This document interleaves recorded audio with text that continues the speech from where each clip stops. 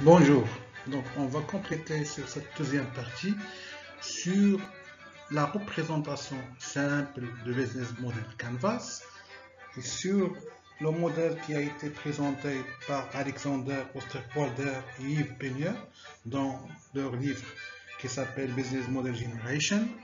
C'est un best-seller. Donc ils ont simplifié carrément la représentation graphique de business model, c'est-à-dire ils l'ont fait sous forme de schémas simples à remplir et à transcrire pour faciliter la formalisation de la représentation du business model.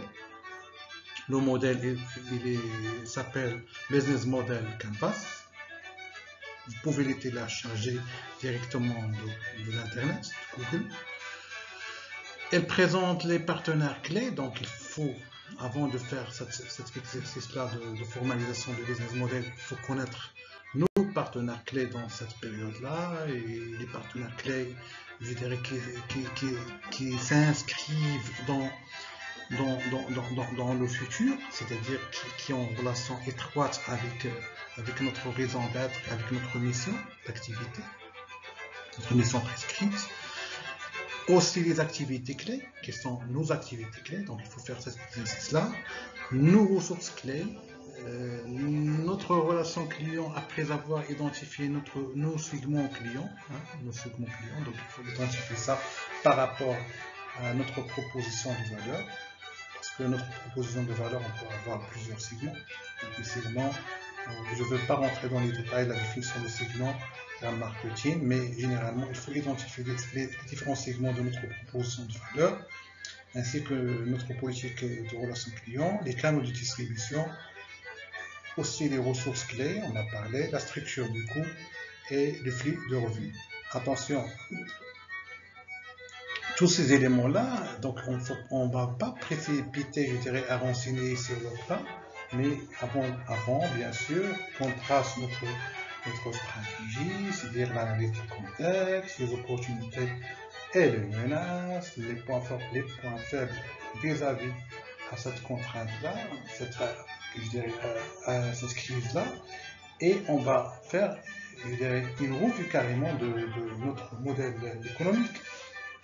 Surtout, on va parler des volets concernant le financement d'entreprise, avec cette période de crise, comment notre structure de coûts, comment, je dirais, notre flux de revenus va être impacté, quel est le plan d'action, les ressources clés carrément dans le volet optimisation, on va parler, qui sont les ressources clés, je dirais, à optimiser par priorité, etc. Et évidemment, les segments clients qui sont les segments pertinents, qui vont, je dirais, assurer une évolution de notre proposition de valeur, qui vont en quelque sorte capitaliser notre position, je dirais, dans notre marché, qui sont les partenaires clés à optimiser et à s'aligner vis-à-vis de cette stratégie-là. Donc, c'est pas la peine qu'on se précipite carrément de formaliser, de transcrire dans le schéma, non, il faut faire un petit projet avec une concertation, avec une analyse de l'environnement, PSTL, analysis, SWOT, analysis, qui sont les deux outils d'analyse stratégique, redéfinir, bien revoir carrément, refaire un rappel sur la mission de notre entreprise, la vision de notre entreprise, et bien sûr fixer les orientations stratégiques pertinentes qu'on doit, je dirais, mettre en place suivant à cette nouvelle conjoncture. Donc tout ça, c'est un travail au préalable, c'est pas un travail, je dirais, d'un simple formalisme, mais c'est vraiment un travail au préalable qui va nous aider en quelque sorte à comprendre mieux. C'est l'occasion pour comprendre mieux notre business. Et c'est l'occasion carrément de se concerter, de voir, je dirais, avec les autres parties prenantes, les différentes difficultés de notre business.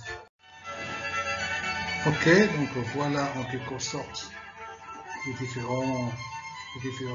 différentes composantes du business model à optimiser. value proposition, key resources, customer segments, revenue streams, cost structure, customer relationship, key activities, etc. Donc, ces 9 parties-là, on devra les optimiser de manière équilibrée. Attention, le business model, on ne peut pas aller, je dirais, piloter le business model en mode partiel. C'est un mode général, c'est-à-dire on doit équilibrer tous les aspects de manière pragmatique, synchronique et synergique carrément, pour ne pas entraver en quelque sorte notre mission opérationnelle. C'est-à-dire, je ne peux pas optimiser par exemple les coûts, la structure de coûts, si par exemple cette action pourra impacter négativement la qualité de ma value proposition. Je ne peux pas carrément optimiser sur la relation client si par exemple pourra impacter carrément la durabilité du business, c'est-à-dire les revenus streams, c'est-à-dire le flux de revenus, parce que j'ai un client stratégique, un partenaire stratégique, je ne peux pas, commencer à optimiser dans tous les sens. Donc il faut être rationnel, il faut être intelligent. Je vois quelles sont les choses, prioritaires, stratégiques, je dois les classer, les prioriser, les innover et les améliorer. Et quelles sont les choses qu'on pourra carrément optimiser. Et là, ça, il faut pas hésiter à faire. Donc, attention, tout en gardant une certaine homogénéité, une certaine cohérence de notre proposition de valeur et en restant toujours avec cette relation-là client qui va nous permettre en quelque sorte d'exister sur notre position de marché et de continuer à livrer, de continuer à opérer dans notre marché. Si on commence à faire les choses de manière déséquilibrée ou bien de manière désappropriée, ça peut risquer sur notre présence au niveau de notre marché, surtout avec cette concurrence qui devient de plus en plus vite et carrément parfois il est méchante. Parfois les gens ils pratiquent n'importe quoi pour décrocher les parts de marché, donc il faut faire très très attention à cette période de crise. Restez dans en quelque sorte votre stratégie de départ, c'est-à-dire une relation client basée sur la confiance, sur la fidélité, basée sur l'optimisation à tous les niveaux de votre proposition de valeur, basée sur la proximité et la résolution des solutions de vos partenaires clés, basé sur, un rendement en continu de vos prestations.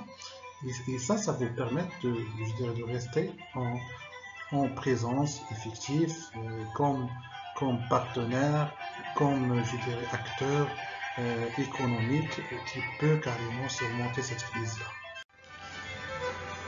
Donc en résumant, on a le client, le segment client, on a notre proposition de valeur. Donc notre proposition de valeur doit apporter des solutions dans le sens positif, c'est-à-dire faire gagner l'argent à nos clients, et carrément optimiser les difficultés du client. Donc ça c'est un package, je dirais, pin and gain.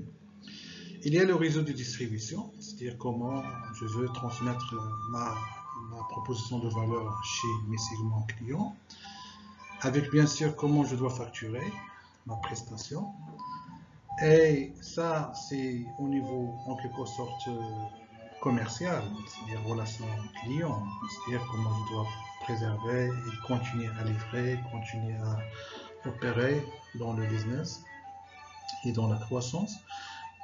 Le back-office, c'est-à-dire au niveau structure des coûts, c'est-à-dire au niveau ressources, directes, indirectes, etc. Au niveau supply chain avec les partenaires clés, les sous-traitants, les fournisseurs, etc. Et bien sûr les process, les key activities, les process clés, pour livrer ça. Attention, donc tout ça normalement, on doit les transcrire de manière simple mais intelligente dans le business model Canvas mais surtout de manière équilibrée et de manière cohérente pour ne pas, je dirais, rester dans la théorie ou bien pour ne pas formaliser pour formaliser. Normalement, c'est formaliser pour comprendre. Comprendre et afin pour piloter notre business model dans cette période de crise. Voilà, donc Actine Consulting est disponible pour vous assister en cette période de crise afin d'optimiser et adapter votre business model actuel s'il existe ou bien afin de vous assister à le formaliser s'il n'existe pas. Bon courage et à bientôt.